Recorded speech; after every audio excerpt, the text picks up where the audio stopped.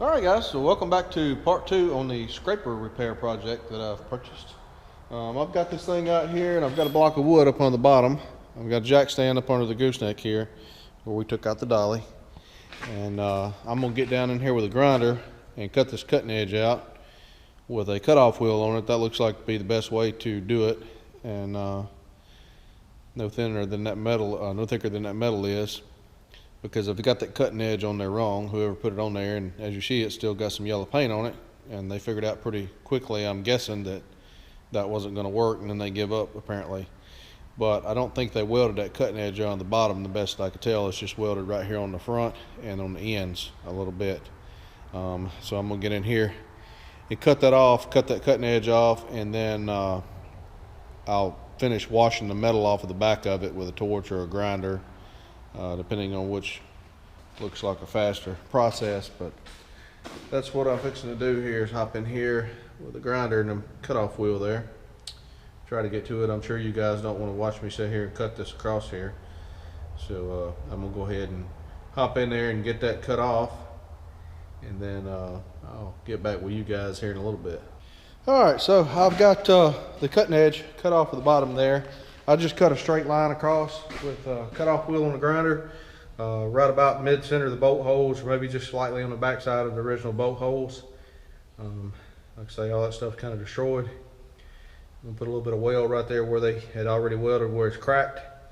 And then I've got to get this cutting edge over here, all the stuff they got welded on here, cut off, get that cleaned up, and we should be able to put this back on there. This is a cat cutting edge, I guess off of a grater. That's what it looks like. Maybe off a big dozer. It looks like a grater cutting edge to me because the way the holes are offset, but I could be wrong. That's got cat wrote on it right there. So anyways, get this thing slicked back down and see if we can get her put back on there.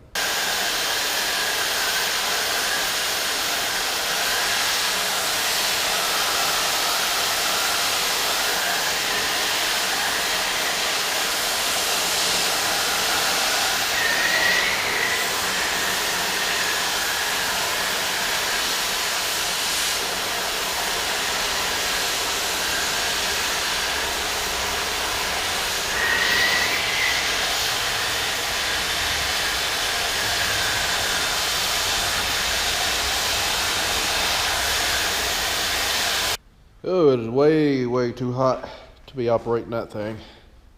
Anyway, I got some of that wash loose. I'm gonna let it cool off a little bit and I'll try to knock that off, and then we'll go over it with a grinder and get her slicked up. I'm sure that's not helping the temper in that cutting edge, but they've already welded on it and I'm gonna have to weld on it, so I'm not too worried about it.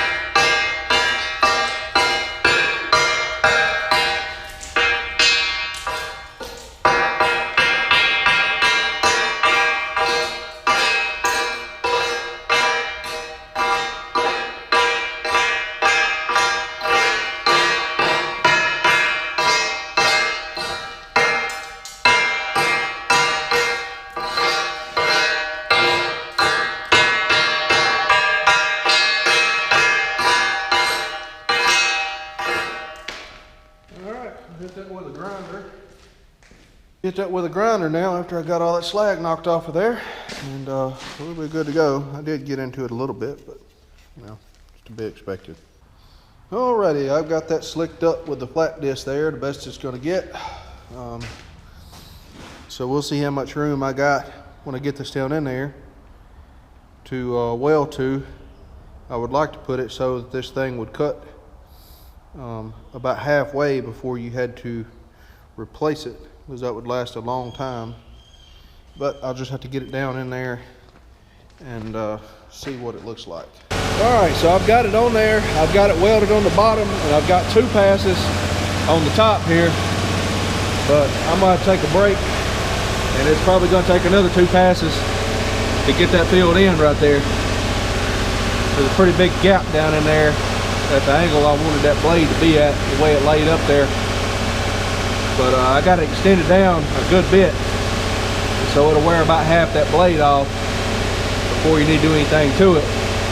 And I'm thinking that when you get ready to put another blade on it, after it wears down, should be able to lay the other blade on top of this one and use this one as a mold board and drill it with a mag drill and put some bolts in it in the new cutting edge and bolt the new cutting edge to this old cutting edge after it wears out, if it ever wears out. All right guys, so it's been a few days since I picked up the camera. I worked on this thing the other day. It was pouring down raining. I didn't want to go in the house and get the camera, and it wasn't going to make for good video anyway because it was raining so loud. I was running a grinder and everything and a welder. So anyway, let me take a minute to catch you guys up on the video, what we got going on here. I've got the cutting edge that I was working on welded in there. That took 10 passes of weld. It didn't come out the best in the world, but it's not the worst in the world either. Got a few low spots right there that could use just a little bit more weld, but I'm running into issues with it warping, and I've already heated the bottom of it and welded some on the bottom of it just to try to control the warping aspect of it. And I've got just a little bit of gap in the middle right there, as you can see. It's not horrible, but it's becoming an issue and I don't like it. So that's the way I'm going to leave it right now. And unless I decide to mess with it a little later after I get a little further along in the project. But I took the grinder and run across and tried to make this more of a smooth transition because the cutting edge actually was a little bit higher than what this was. But I got it looking halfway decent, and when this cutting edge here wears down, I've got this so that I'll be able to take a mag drill and drill some holes in this, and this old cutting edge that'll be wore down then will become the mold board, and then I will bolt a new cutting edge on top of this. That way, if you ever need to change it in the future, all you gotta do is unbolt it, bolt it back on. You won't have to go through all this welding and all this mess that I'm having to go through now to fix something that somebody else didn't do correctly. But chances are those cutting edges generally last a long time. I'll probably never have to mess with it unless I get a big dirt moving job or something like that. But anyway, that's that. I've opted to buy some brand new cylinders because I pulled this one here off that was leaking, and if the camera picked that up right there, there's some pretty good pitting on this rod. And the reviews that I've seen on the internet on these cylinders, these are the old style cylinder, and they said they wouldn't hold the pressure that a new cylinder would because of the way they're designed, and the end of them were prone to blowing out. I don't know how true that is, but that, and then it needs a rod here. I was like, it's not worth putting the money into this cylinder here, especially the time you make this rod. It'd probably actually cost you more to fix this than it would buy a new cylinder. So I bought 2 new cylinders because you don't want one mismatched to the other. These cylinders are obviously a little different. They got a different end on them than this. They're a little bit different length. This one is like 1 inch shorter, I believe, as far as the overall length. And the stroke is the same, but the difference is down here on this end right here, the way this mounts. And so I've got 2 options here. I could either cut this off and put this on this cylinder, that way it would still mount over there, or I can build new mounts that'll fit this style cylinder. That way in the future, if I ever need to replace a cylinder, I can buy an off-the-shelf cylinder, say one's get damaged or whatever. I can buy an off-the-shelf cylinder and drop it on there with no issues. So that's the route we're going. This is an 1.25 inch pinhole here, and this is only a 1 inch. Now on this end, this is already 1.25 inches where it mounts, and this is 1.25 inches, so this will slide right on. The only difference is this is a little bit thicker. You could cut this off and put this swivel ball eye, cut this off and do that, but I hate to modify a brand new cylinder like that, because then every time you buy a cylinder, if you need to replace it, say something happens to it, then you have to do the same thing to another cylinder. It just becomes a whole 9 yards of mess. So what I'm going to do is make this make the mounts on the buggy here, or scraper here, match the new cylinder, and that way we can just put a new cylinder on if one of them were to get damaged. This cylinder here is an 1 3/4 rod. This is an 1.5 rod. That's another thing I read on forum. One guy said he had one of these 1.5 rods bend on a Eversman scraper.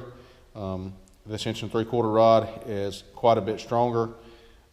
Extended length-wise, you know, being bigger, it's a lot stronger setup. So that's what we're going with.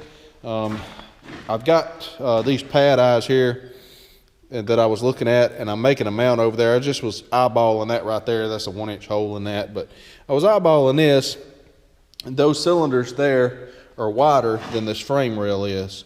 So what I'm doing over here is I'm making some plates that will extend basically another like this, but it's longer. And extending this out, it'll have to be moved forward about yay far because of the shorter overall length. It needs to be moved forward about 1 inch this direction. But it'll move outward of the frame rail like that on each side so that it'll drop in there, and we still have plenty of clearance here on the inside for that to move and not be an issue. So that's what we're going with. I just got that, use that right there to kind of lay out my brackets over here. But that's for a lifting eye, pad eye, whatever you want to call it. So this is what I'm fixing to work on now. As I say, I copied this profile here. I cut all these out with a cutoff wheel on a grinder, and which is kind of aggravating, but that's the only way that I knew to get them pretty true where they look good. And then I used a flap disc, stacked all of them on top of each other. Used a flap disc, go around the outside of them. I really need to get me a plasma cutter, but I don't have one. I have a cutting torch, but trying to cut all these that precisely where they look good and everything, time-wise is about the same whether you do it with that or a cutting torch time you clean it all up. So this is everything I've got cut here. I'm going to go ahead and get these plates drilled, and these are the spacer plates that we're going to put in between to space these two brackets on each side apart for the cylinders to go in. So we've got to drill these, 4 of them, and then weld this to that square plate there, and then that'll weld to each side of this over here. I've got this hitch right here fabricated. I did that the other day. I've got a big hitch that mounts in the front over there. This is going to work kind of like a pintle hitch design does on a trailer, and it'll be adjustable for, let's see, 1, 2, 3, 4 different hitch heights right there. I've got this L shape right here. This will go up under the tongue of that. That's made out of 5/8 plate, and here's the hitch over here that will be going into that. This is a bull pull hitch, and that thing weighs about 30 pounds right there. That is a serious chunk of metal. So it's 1-inch bolts right here that'll go in there, and like I say, this will be adjustable. You drop your pin through there, and then all that will weld up under here right there. So I think that should have everybody pretty well caught up on that. These hoses originally were supposed to go through the center here, and as you see, that's not a great design because, well, you can't really easily replace them. I have all new hoses over there, so we're going to take all this mess off, and I'm going to put hose brackets on here. We're running hoses down through here with a T going around down through here. They'll be properly secured with a hose bracket, and that way they'll be easily changed when one gets damaged. Simply unbolt the hose bracket, pull the hose out, go get you a new hose, put it on there, bolt it back down, good to go.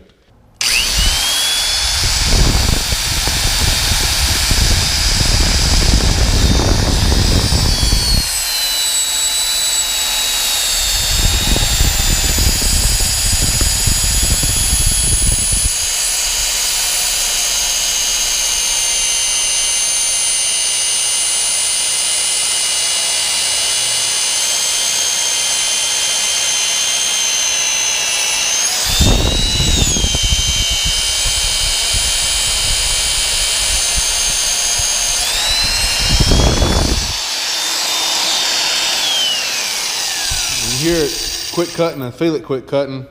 You got to release it and get the slug out from in between the plates.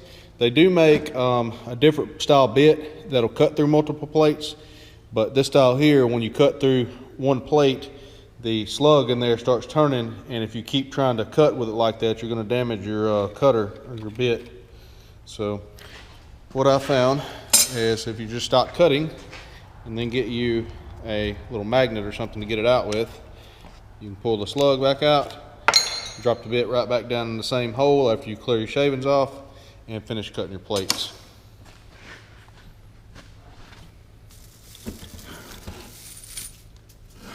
And they'll all come out true.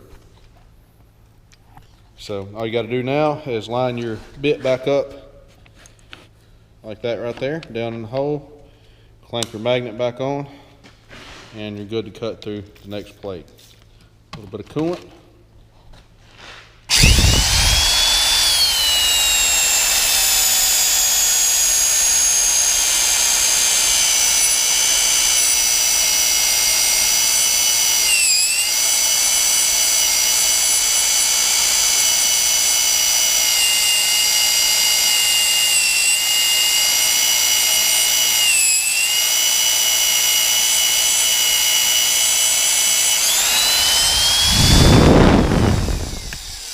You do have to clamp these together kind of, or the magnet's pulling on the top plate, and if you don't clamp them together, when you press down on your handle here and start trying to cut through the bottom plates, it'll want to tilt up and separate the plates down here. So if you put a clamp on each side of it, or at least one good clamp, it'll hold it enough that this will work.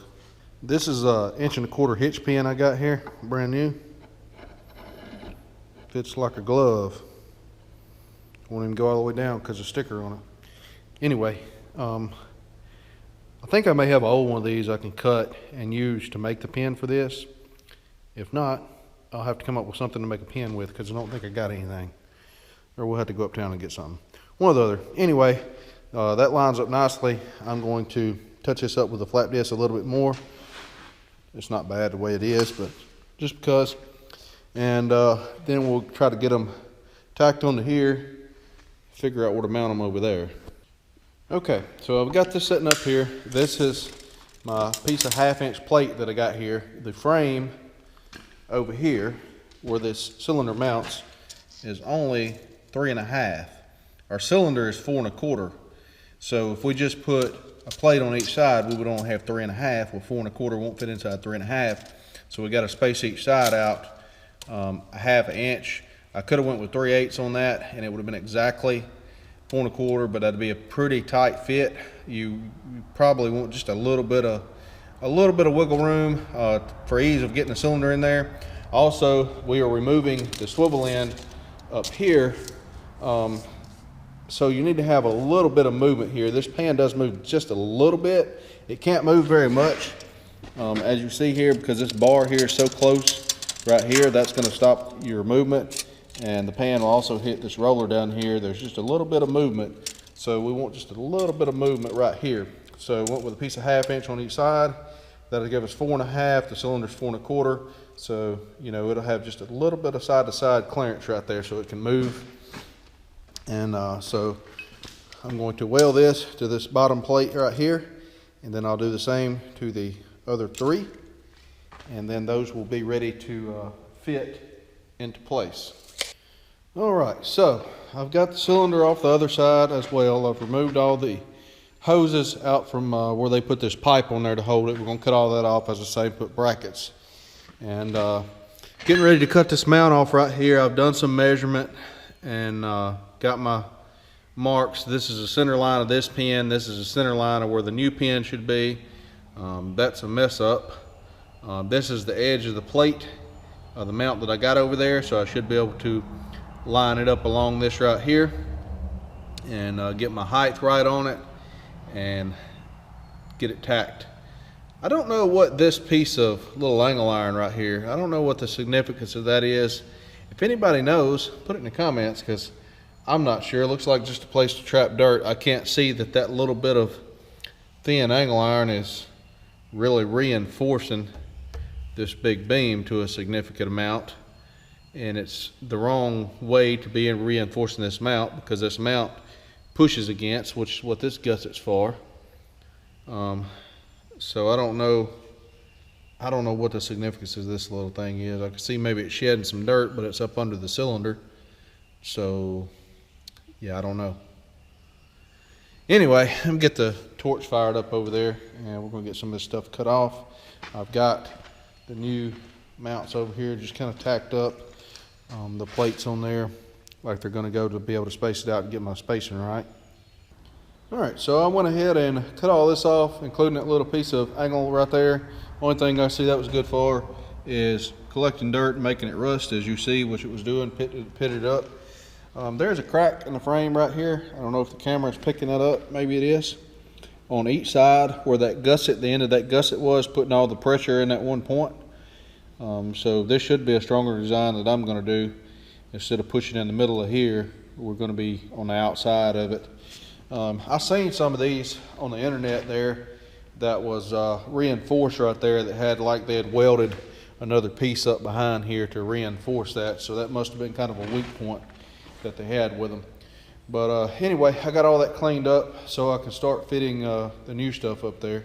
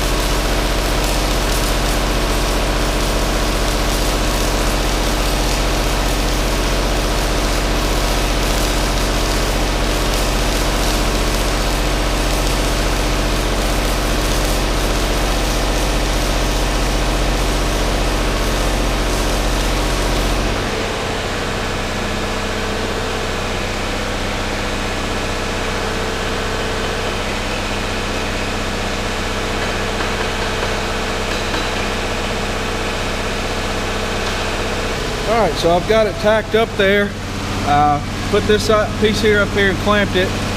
Got it lined up with my line, tacked it, loosened this back up, put my pin through here, and then kind of gently grabbed through both sides to locate the back one, and got it where my pin will slide in easily.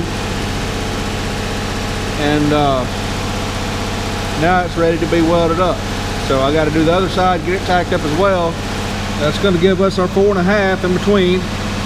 And the pin will be flush on the back side. The pin that I'm going to make will be flush on the back side, so that we still have plenty of clearance in here. That's not going to hit anything in there.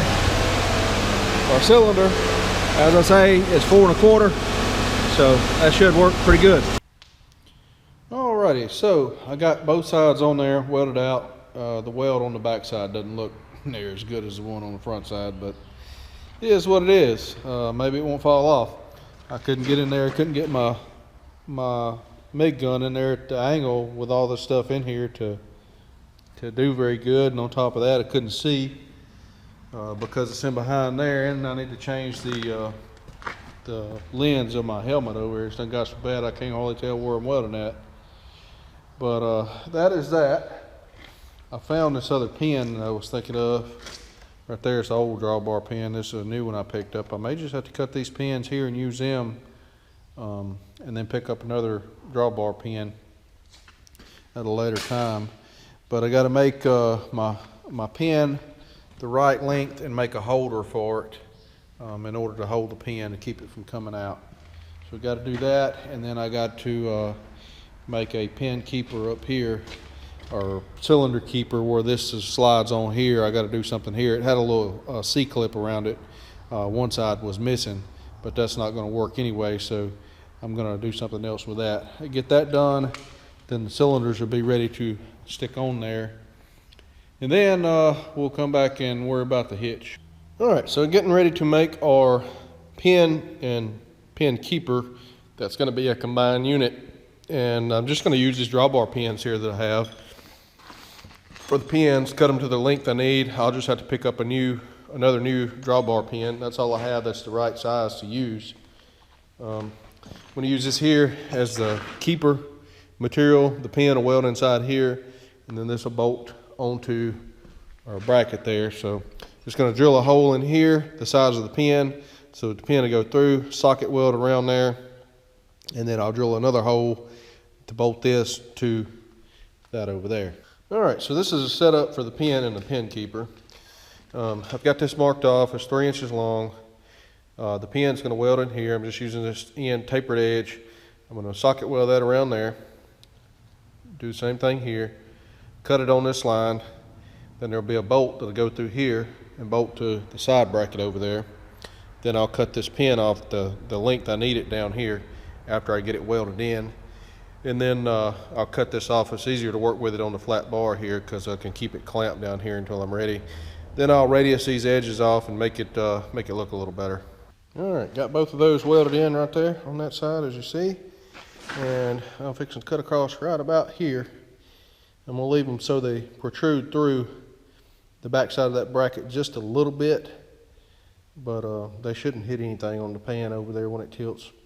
So I think cut this right here off with the bandsaw, hopefully.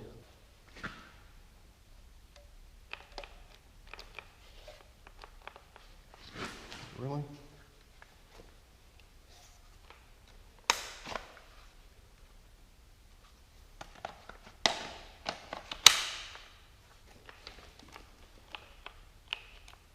Guess my bandsaw doesn't work anymore.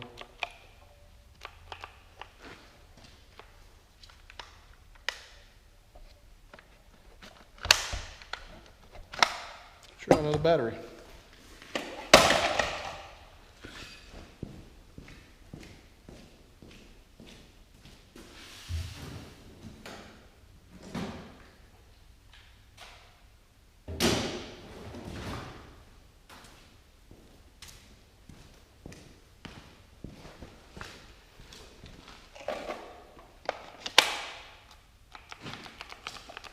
Ain't that something?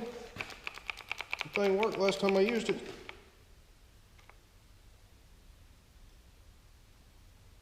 Just giving me a blinking LED right there. Whatever that means. All right, so I kept taking the battery off and putting it back on and slapping it in place, and it started working again. I don't know what's up with that. Probably should have bought the quartered version.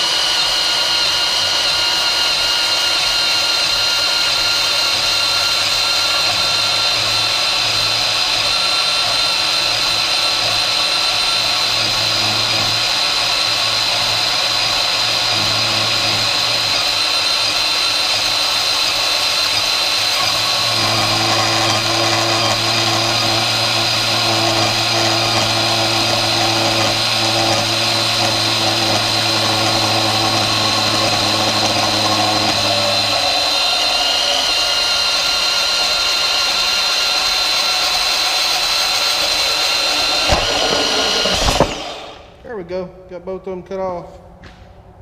All right, so that's how that's gonna work right there. I've got a hole drilled all the way through there. As you can see, simply put a 1/2 inch bolt and nut through on the back side and tighten that down. That will keep this pin from coming out. And I did make it so it would come through just a little bit. I had to taper the end of it to get it where it would go in there. And this did pull a little bit together whenever I welded that a little bit. Still got just a touch of side to side movement, but it's about what I figured. So when I drive this in, this will come out a little bit more over here, and it should still clear all that and be good.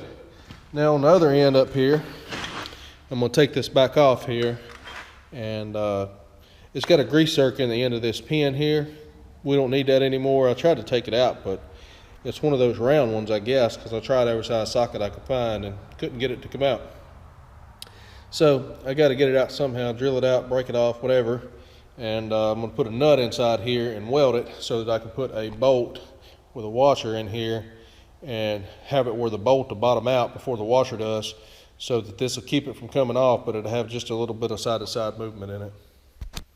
All right, so I took a chisel and I broke that grease zerk off in there, seeing as how I could not get it out because it's round or whatever. Doesn't matter, we don't need it anymore because the new cylinders I got have grease zerks in them already. So got this 1/2" bolt here, just gonna weld that nut right there, and then this will thread in until it bottoms out inside of there, and there should be a little bit of a gap between the cylinder and the washer and everything on the bolt, so that the cylinder can still move a little bit.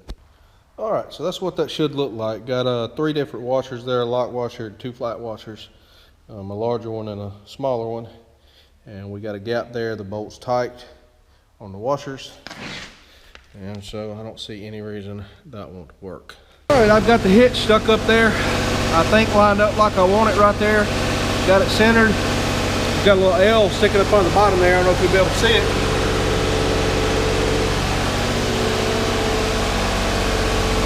But getting ready to put the weld on there. All right, guys, so I've pretty well got everything done as far as the fabrication part and welding and all that stuff. Just about ready to start prepping this thing for paint, I believe. Just you know, kind of got my hoses laid out. I got to take all that stuff back off, as well as the cylinders. That's the reason this is not, you know, bolted in. That pin's not bolted in. I just had to put them up there so I could figure my hoses out and figure out where I needed to put my hose brackets at. But I got all that sorted out. Now I can take all the hoses and everything back off of it, and so I can paint it, get it cleaned up and painted. That's what I came up with on my hoses. Instead of having that pipe and everything, just running hoses and hose brackets. And I built me a little T up here, hydraulic Christmas tree or something, whatever you want to call it here, for my T's. That way they'll be easy to get to. Double securement here where it goes to the tractor. And then these are your 2 ends that'll hook to your tractor right here. And so that should work pretty good. And I just copied the same thing as far as my bracket placement on this side here on the other side. That way I didn't have to put my hoses over here to sort that out. So all I got to do is take these hoses back off, and then I can start prepping this thing for paint, get it outside and do all that stuff another day. I'm going to spend the next couple hours probably here trying to clean up some of the mess I've made. I've got stuff laid everywhere, and it seems like everything in here is covered with grease. May have been a mistake trying to make sure this thing would take grease to start with, because I got grease all over every hose and cord and everything that I've pulled around, and all over everything. But anyway, I'm glad that we finally got this thing just about fabricated up. I think I showed the hitch on here. That's the hitch welded in right there, as you see. It's just loose right there for fitting. I got to remove that again to be able to paint it and everything. But I got it where to be adjustable in about 4 different positions. And that right there looks about where it needs to be to fit my tractor. If you've got a tractor with a little lower profile tire, you can go down one. Got a taller tractor, like my buddy's 135 horse. It's got a little taller drawbar in it, got 38 tires on the rear. You can move it up a notch or 2. So that'll be helpful right there, being able to adjust the height on it for different height tractors. But anyway, I'm going to go ahead and wrap this video up, and I guess we will see you guys in the next one.